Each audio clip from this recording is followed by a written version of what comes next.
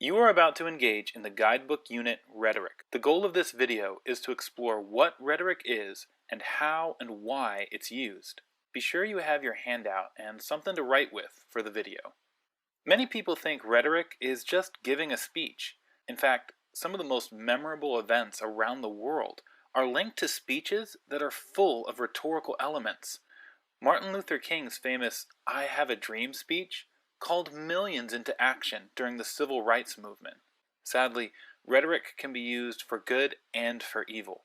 Adolf Hitler used the art of rhetoric to convince others to commit violence on the largest scale. However, rhetoric is much more than speeches. And if you're not a world leader or fighting for civil rights, what use is rhetoric to you? Let's start by thinking about two questions. What is rhetoric, and how is rhetoric used to affect change? Learning the answers to these questions will help you understand how rhetoric has been used throughout history. Rhetoric is the study of, or some might argue the art of, using words in writing or speaking. When someone writes something, like a book or a newspaper story, or when a speech is given, rhetoric is not just about what is written or spoken, but also about how it's written or spoken. Throughout human history, people have used effective rhetoric in speaking and writing to bring about or affect change. In the guidebook unit Rhetoric, you will study different examples of rhetoric. In each example, the author's rhetorical goal was accomplished through writing, speaking, and visuals. So how is rhetoric used to affect change? What is the goal of rhetoric? The writer, speaker, or artist can change by focusing a lot on the audience or the people reading, seeing, or listening to their words. Trying to persuade or motivate an audience are two goals or purposes of effective rhetoric. Rhetoric can also be used when the author tries to use their words or visuals as a call to action, if they want their audience to go out and do something.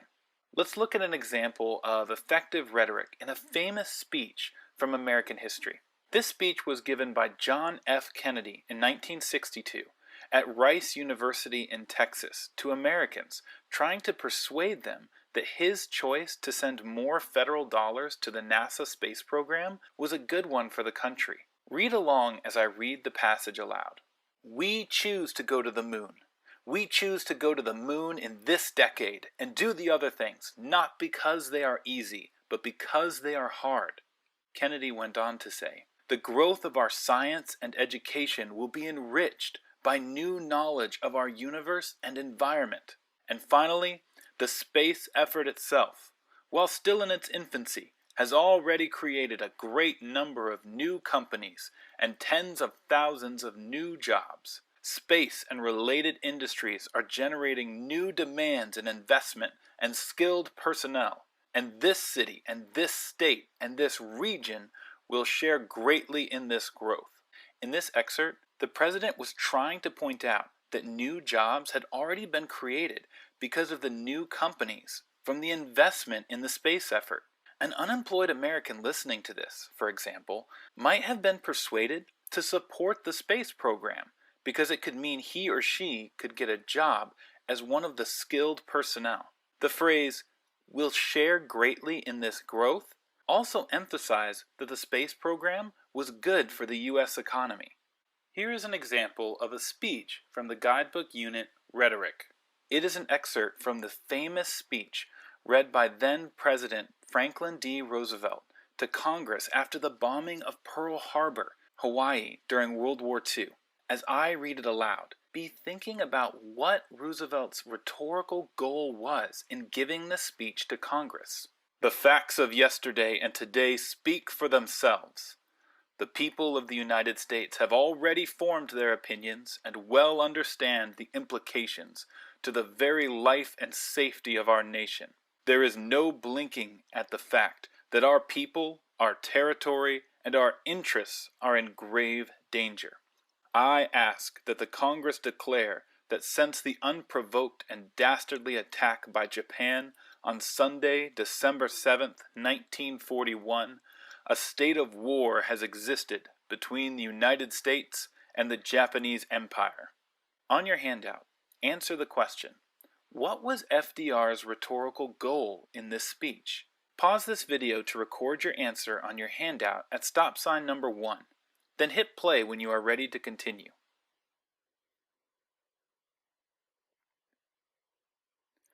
Roosevelt's rhetorical goal was to convince or persuade Congress to declare war against Japan and therefore join in World War II. This speech was also broadcast over the radios of many American families.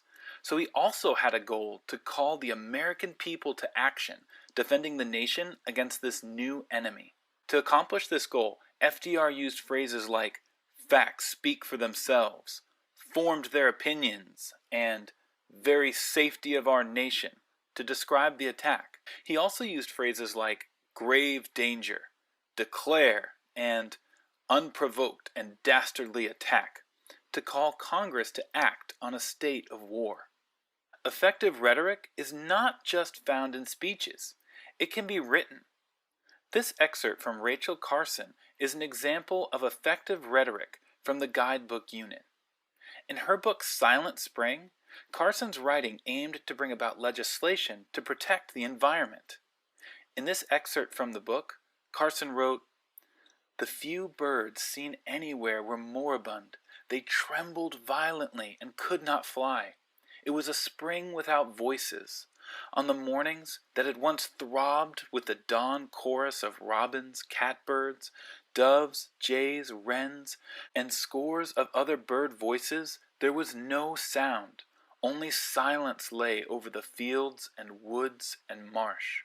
An author can effectively use rhetoric for the same purposes as someone giving a speech: to persuade, motivate, call people to action, or bring about change.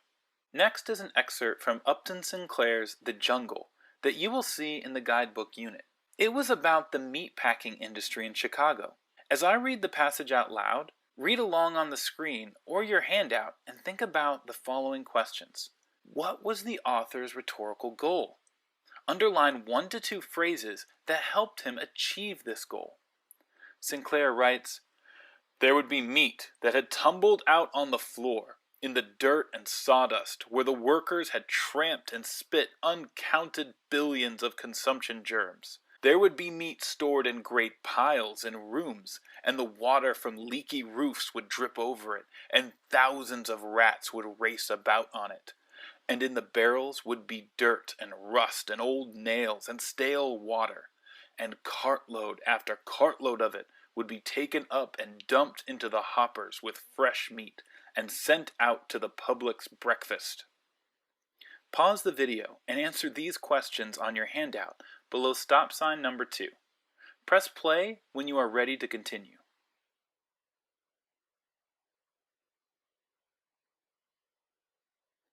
The author's rhetorical goal here was to convince readers to demand safer and cleaner workplace conditions.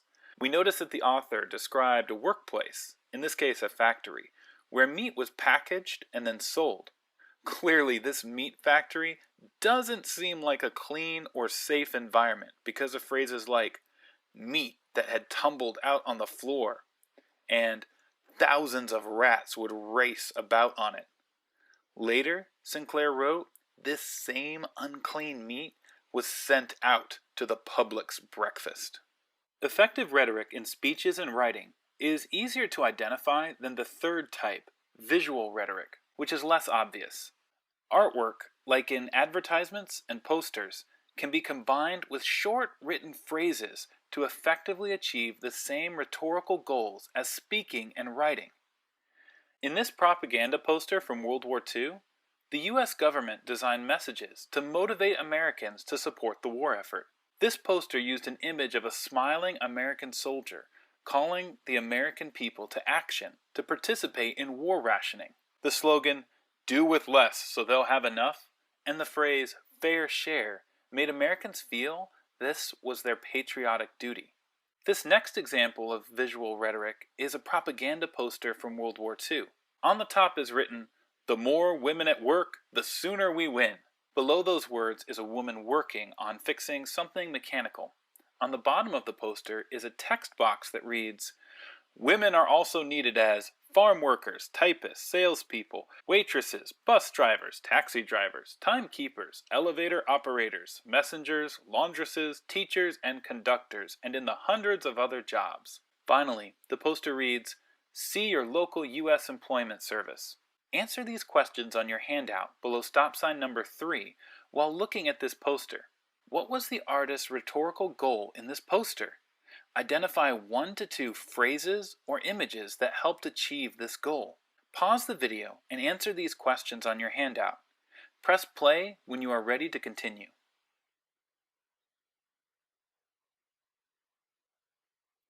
The U.S. government's rhetorical goal in this propaganda poster was to call women to action by claiming they could help win the war by filling jobs that the male soldiers once filled. The artist used words like women, win, and women are needed to achieve this goal. Many choices were listed: farm workers, taxi drivers, elevator operators, etc., so that more women would get interested in these jobs. The poster also clearly states, "See your local U.S. Employment Service," so no woman was left wondering how to get one of these listed jobs, or one of the hundreds of others. Additionally, the artist painted an image of a woman actually doing a job, like the one listed, which helped the audience, women, picture themselves in the workforce. By using a mix of visual and written rhetoric, the artist achieved the U.S. government's goals.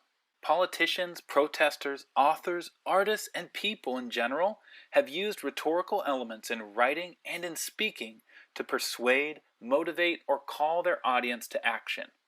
By doing this, they have effected change. You will use this new knowledge as you engage in the guidebook unit, Rhetoric. When you finish this video, be sure to turn in your completed handout to your teacher.